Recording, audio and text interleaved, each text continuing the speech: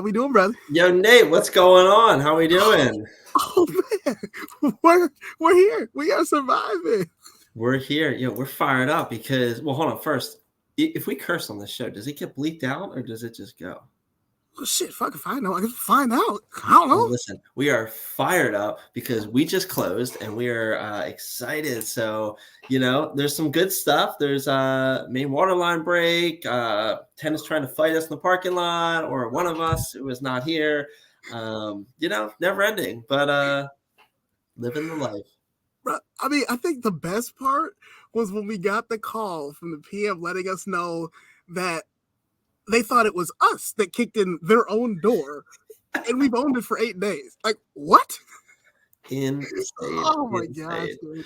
But look, I'm super excited for this interview. It's going to be a good one. Before we jump in, though, housekeeping items as always. So first, please leave us a rating and review so we can help grow and educate others. Second, subscribe. If you haven't, you're crazy. Don't want to miss another episode. And third, as always, buckle up, wear your seatbelt because we're going to go on an awesome ride. So, oh, dude, it's going to be so crazy.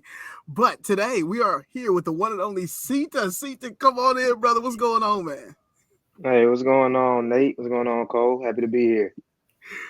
It is an honor, pleasure, and a privilege to have you, man. So thank you so much for sliding through views for us.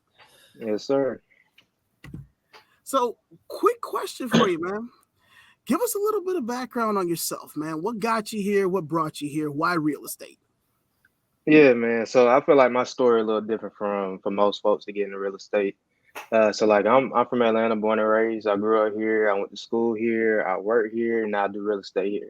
So been in the same city pretty much my whole life. But my story is different because my family's from Sierra Leone in West Africa, and that's really why I got into real estate. Was first time I remember going back there was just seeing that there was opportunity develop projects in real estate and infrastructure, and wanted to be able to take advantage of it. So that's really what got me into it. So it's not like I read Rich Dad, Poor Dad and was like, let me leave my job, which, I mean, the cash flow is good, but that's not why I got into it. Oh, I love that. I love it. Awesome. So give us more details. What do you invest in? What kind of properties? Why do you invest in them? What are you looking for? Fill us in. Yeah, so most of my background's been in multifamily. So first thing about me is like I'm a big risk taker. So like even though I started off in engineering, like in corporate, I was like, I don't want to do real estate, and I didn't really want to be in no corporate role for real. So like I started with a couple units, just like a duplex, renovated, house hacked it, and then like immediately went into like large apartment complexes. And I did that by learning like the whole analysis. Being an engineer, I was able to run the numbers, good at analysis and all that. So was able to learn that part of the business, then went from 2 units to over 100 units on my next project, and now I do multifamily. Holy cow. 2 units to over 100 units on this next project. I'm seeing a lot of similarities. Honestly, I don't know if you have not yet caught some of the previous episodes. I talked a little bit about my background, and I started with a duplex myself, FHA. Nice. So house hacking, that was what really got me into it and sort of propelled my personal portfolio, and then just jumped into the syndication side. So awesome. But I'm interested to know what kind of challenges you faced. I know you say you're big into taking risks, so not knowing much about it than just diving in. I understand that you know about data analysis, spreadsheets, but once you jump in, shit, real estate's a whole nother ball game, bro. Yeah, Fill me in, tell me some of them horror stories. Man, so like, where you want me to start? You want me to start with like the duplex, or like on the larger stuff? Like, I got to start early. today. I want to hear early from the beginning. All right, yeah. So really, before I even got into that, my first endeavor in the real estate was in wholesaling. And like they always gonna sell you a dream when it comes to wholesaling. Oh, you can flip properties and make $50K in 1 month without no money down. Like they say that story. And me being broke and wanting to do real estate, that's like what I got into. So I started doing that. And like, I mean, I was hustling for a minute outside of like my engineering job, trying to do wholesaling. And like, I ain't really like it. I ain't had no love for it. So like I failed miserably. Like I went several months, I spent money, wrote like my own letters and all of that, and failed miserably. in the wholesale space before getting into multifamily, like with the duplex and all that. And I got even more stories for that if you want me to keep going. The floor is yours, brother. You keep going, bro. All right, man. I get long-winded, so I ain't want to just keep talking the whole time. So no, love it. The duplex. So mistake number one, I hired the wrong contractor. So what was supposed to be like a maybe 2 to 3 month renovation turned into like an 8-9 month renovation. And you know, closing costs, holding costs to hold the property that long, you know, paying the mortgage, paying utility bills. That in itself just now spent way more than I planned. And then two, another big thing, like I didn't really understand how real estate was valued, because technically a duplex is a house with a guest house. And you know, ADUs don't really get valued the same way as the rest of the property. So I put most of my renovation and improvement into the ADU and ain't get none of it back when it came to like the appraisal on the back end. So like all that money went in and I didn't really get to see it in terms of property value.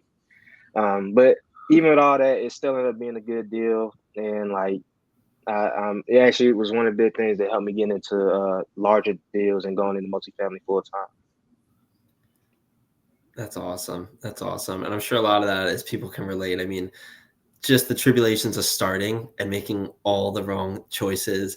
And it's tough though. Like, I feel like I went through every single aspect of real estate before I found what I liked. I did property management. I bought singles. I bought duplexes. I did wholesale. I did flipping. Like you name it. I think I went through it and I hated a lot of them. And you try them, you hate them, you fail, whatever it may be, and you keep moving. But it's awesome to hear that.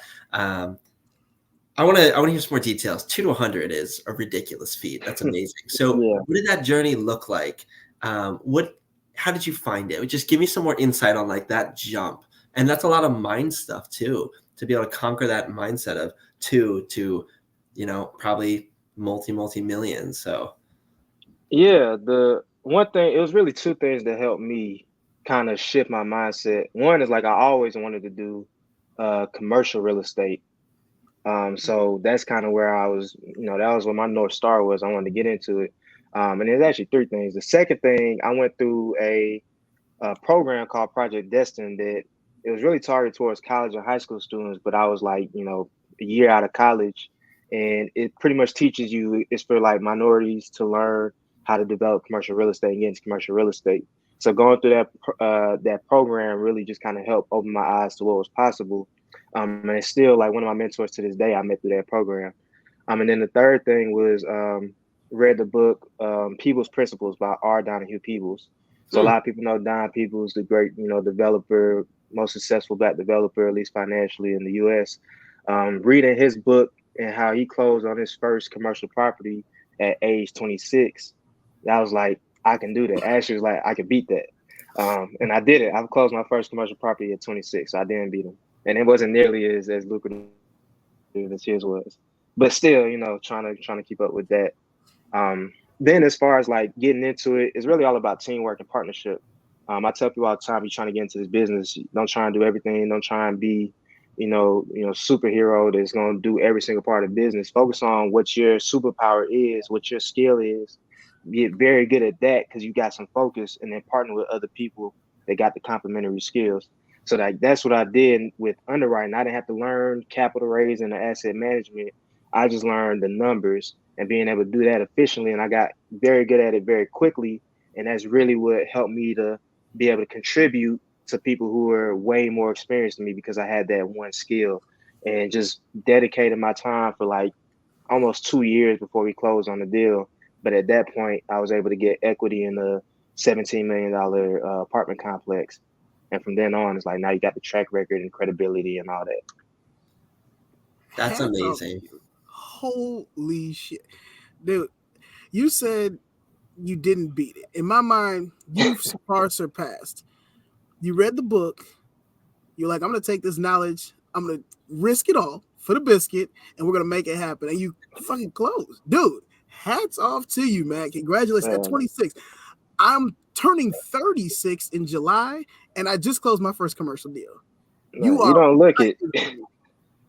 I don't look. I'll take that. Man. Look, I can shave, brother. Hey, I'm looking. But no, congrats. Yeah, clap that up. You know, first commercial deal, man. That's big. Hey, I appreciate that. Thank you. Thank you. I mean, and you touched on so many amazing points and so many nuggets, and I want to dig deeper into a lot of it, but I'm going to start here. One of the last things that you were saying is you found a team and you were able to just sort of hone in on your superpower.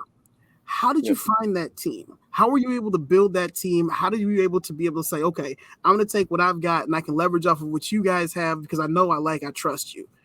Tell me a little bit about that process. Yeah, so a big thing about this is the timing. So I really started like my multifamily business when right after the pandemic hit. So it was really while I was starting a duplex project, I was still doing a renovation, which I bought that property right when the pandemic hit and the market was going crazy. While I was doing that, I was learning how to underwrite. So I was taking online classes, real cheap classes. Like I never paid for any type of like mentorship or anything or coaching. I just kind of learned by doing the online stuff. So once I kind of got comfortable, you know, we're in a pandemic, everything was virtual. So all the networking was virtual. So that was important because I wasn't really into it to the point where I would have been spending $400 or $500 on conferences or traveling to conferences.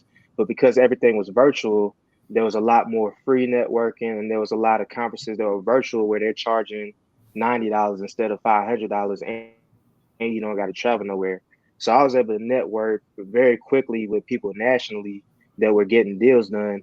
And I think also they may not have known that like how young I was at the time because everything was virtual. So you know, everything is confidence. If you take yourself serious, people are gonna take you serious. So I was able to connect with folks like twice my age that were already doing deals, and I understood the terminology. And they saw, you know, pretty early on after we was able to meet that I had value and I had a skill set that they could utilize. And from there, it was just a matter of making yourself available. That's awesome. And there's so many awesome pieces to pick out there. I think a huge thing that you did over and over and over again is you took action, right? Like you started with the duplex and you did it. Then you knew you wanted to go bigger. So you started practicing and learning and you took these courses and then you networked and you did the things that you need to do to advance. And I think that's amazing. And then, like you said, you intentionally looked for the people that you wanted to partner with and the people that you wanted to find, and it worked out. And that's just so incredible. I'm so curious. So on that deal, this deal, another deal, any deal, whatever it is, how do you prefer to finance things? Do you like to syndicate? Do you like to JV? Do you do it a different route? What's that look like? Yeah, so we typically do, it may be a combination of things. So like our last deal, we syndicated. So one, we were able to assume a loan with a 1% interest rate. And one of the benefits 1%? of 1%, one of the benefits of affordable housing, yeah, you can get some access to cheap money, which is also one of the downsides to affordable housing. You need access to cheap money in order to make it work. That's And like that free is money. struggle. Yeah, it's almost free money. But yeah, so like the last day we syndicated, we were able to assume a loan, and then we got that one. We got bridge debt because we're doing a tax credit takeout. So it's like a LIHTC property. We'll re-syndicate, get more tax credits, which will buy out the original loan. As far as like how we prefer to do deals, like everything since we moved into affordable housing, and I'm not sure if you guys interviewed Jason yet, my business partner. Yep. Yeah, so yeah, me and him work together. Of course, we focus on affordable housing. With that, like your capital stack becomes so much more complex because you can't just rely on the revenue of the property. A lot of the times, you got to rely on subsidies or other sources of cheap capital. So, like a lot of deals is like you got to actually structure the deal to make it work. So we may be looking at, you know, housing vouchers, and then we got to get like working on a deal that has some bond financing. We may look at subsidies from like Invest Atlanta or Atlanta Housing, or working with the county or the city. So it's like we got to layer those into our capital stack on top of, you know, senior debt and then equity in order to make things work. And well, we'll bring in co-GPs too to bring it to help with the equity raise as well. My mind is blown. Time out. Rewind. Pause the whole freaking thing. Hold on. Wait a minute. So I got to backtrack. We'll go into it. Full thought. Sorry, words are hard today. COVID is where I'm going to start. It was like, you know what? No one's going anywhere. No one's traveling. I'm going to spend no more than $90, and I'm just going to take some classes in network, and I'm going to learn this. Learned all the terminology, understood about the capital stack, stacking, mezzanine debt on top of whatever, and then bringing in more LIHTC property. And you learned all this shit by yourself? Yeah, I learned part of it from Jason and other people too. Like I learned, I like to network and I like to have conversations and learn from people. But yeah, mostly like, self-taught, online resources and conversations, man. You learn a lot from just talking to people that you couldn't learn in a book. And I've gotten very good at that. Dude, again, hats off to you, man. I'm learning a ton right now. I have not yet, in all honesty, dove heavy into like LIHTC properties. I currently work for a property that uses some subsidies, and but I have not looked at it from like an owner perspective. So the fact that you're able to compile all the different pieces together to make it into run full circle, dude, amazing, man, amazing. Hats off to you. So another question with that. When thinking about properties, I know you grew up in GA. Are you only looking at that market? Do you branch out? Because I mean, what you were saying with COVID, you were nationally networking. So yeah. Are you sticking to that market? Or tell me a little bit about that. Yeah. So my first deal was actually in Virginia Beach. To this day, I've never seen it. I've never been to Virginia Beach. I ain't one day been there.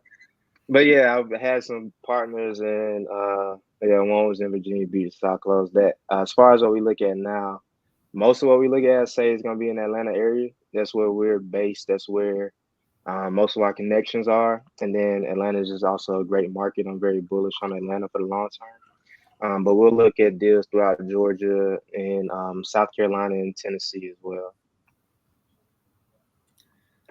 That's awesome. So, all right, I'm going to dial back to the beginning of the interview, right? You talked about being a risk taker, and then there's also pieces with like LIHTC and all that kind of fun jazz. So how do you mix all that together, and how do you manage your risk? Because I feel like some of these are very not risky with some of the housing, but then there's other parts of it that are extremely. So how do you kind of balance all that? And then how do you balance that between statewide, East Coast side, all that kind of fun stuff? Yeah, as far as like risk mitigation, the biggest thing is you want to eliminate surprises, or at least be ready for them. One way to do that is just having the right people around you. Something may be new to you, but it's not going to be new to everybody. So just finding the person who is not new to, and making sure that you have their ear, or partnership in the opportunity is how you mitigate a lot of that. Like I don't consider myself like a know-it-all, or I do consider myself a genius. I think I'm pretty bright, but I know that I don't know everything. It's a lot of people that know a lot of things better than I am, better than I know. So when it comes to like making decisions on a deal, whether it's like a deal acquiring, or even when we're operating a deal, I like to make sure I get another set of eyes on it from somebody else who knows better than I do. So like my background mostly is in acquisition. So like running numbers, due diligence, making sure that the asset we buy should perform the way that we expect it to. And I don't want to make any of those decisions solely on my own. So every single input or assumption that we make when we're looking at a property is going to be verified by a third party. We'll have a property manager is going to look at every single expense projection that we have, make sure that our market rents are achievable. We're going to make sure we get good debt quotes. We got a tax consultant for our tax estimates. Everything going in, we want to have verified. And then once we close on the opportunity, we want to make sure that the team that we have, whatever property management we have in place, we want to make sure we got strong people around us. And that's really is going to be what drives us towards success. So good. So good. And I think that's one of the key elements to, your numbers, your projections, what you want it to be at, but you're like, you know what? let's go ahead and double check, triple check, and then recheck. Yeah. And then let me have you go ahead and put your eyes on it as the PM. So I'm guessing whether it be the JV, whether it be a syndication style, you guys hiring a third-party property management company, and because you're scaling so quickly, do you guys stick with the same property management? Of course, Virginia Beach, that's going to be completely different. But are you guys sticking with like the same kind of property management company, and you just grow and scale together, or how does that look? Yeah, so we have one we've been working with consistently on, the deal that we own and the deals that we look to acquire. But we are, open, and we have had conversations, just to have options in case there's a need to switch. Because what you don't want is to be in a situation where you need somebody else to take over a property and you don't have any good relationships or anybody that you can trust to do it.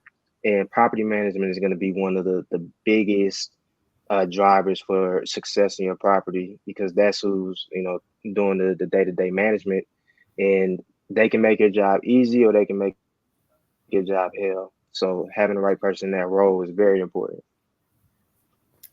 Yeah. So good. So good. Nate, you think it's time?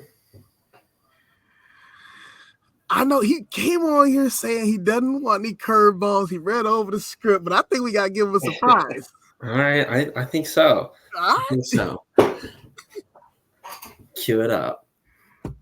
All right. Before we start it, Sito, we're going to ask you a few questions. And you can answer them quickly, lengthy, whatever you want. Hit it. What separates? I love Jeopardy. What separates top performing real estate investors from the rest of the crowd?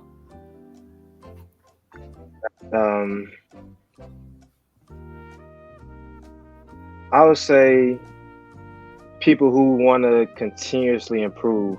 It's all about making sure that you yourself are improving as a leader, as an investor.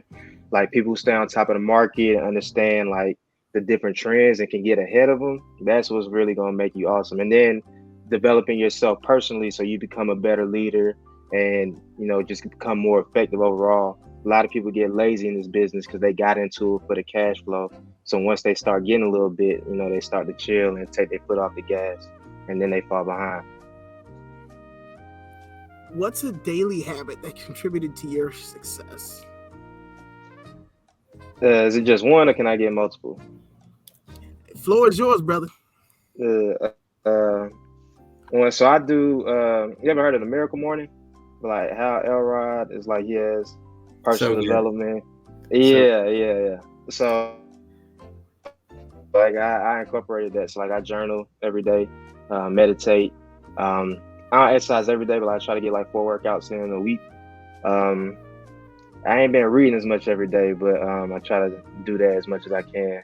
But I'll say, and then affirmations. So like doing all of that is, I try to get that done on a daily basis, my morning routine. And it helps, for real. And that's so good. Just to echo that, I went to a conference and Hal Elrod was speaking at it, and he told his story, went through it, and explained the Miracle Morning thing. And I started doing it, and it changed my life. It absolutely propelled my business and myself and skyrocketed things. So I'm with you. I do it kind of my own way, but same kind of core concept, and it's incredible. So love to hear that. Nice. What is a piece of advice that you would give to your younger self starting out?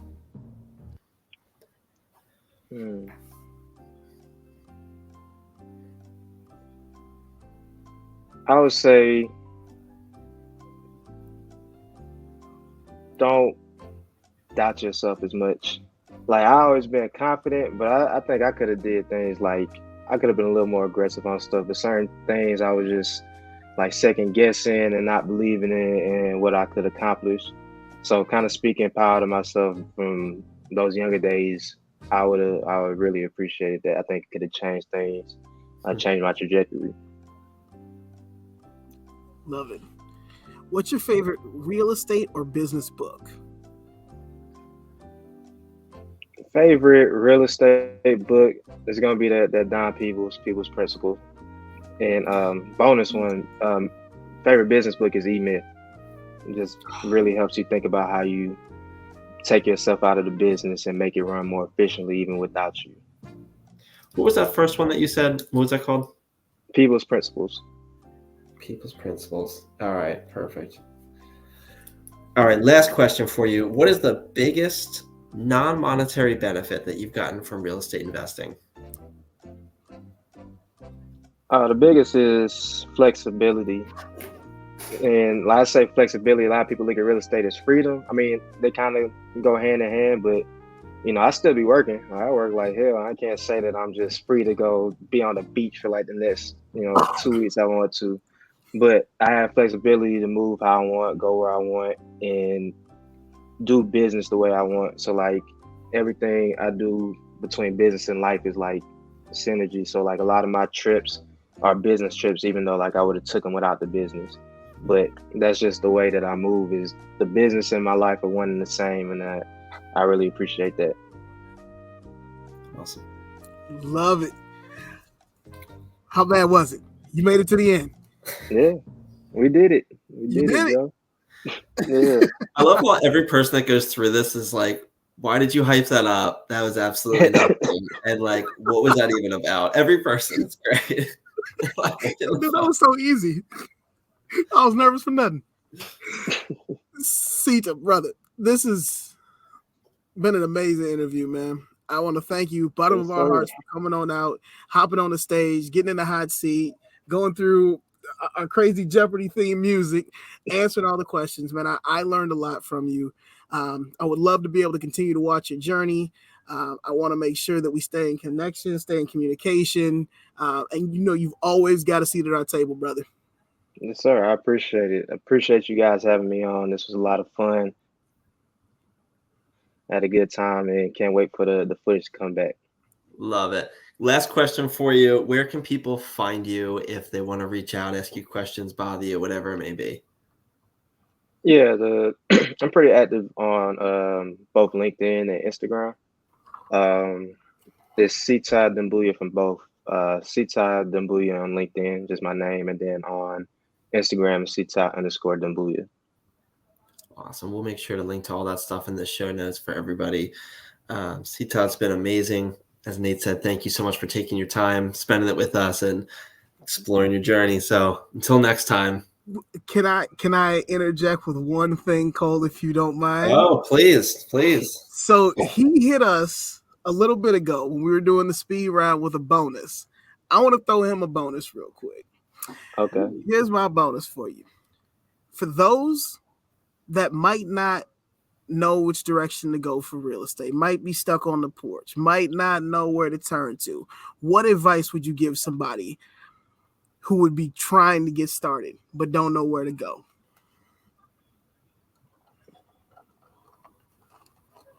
I would say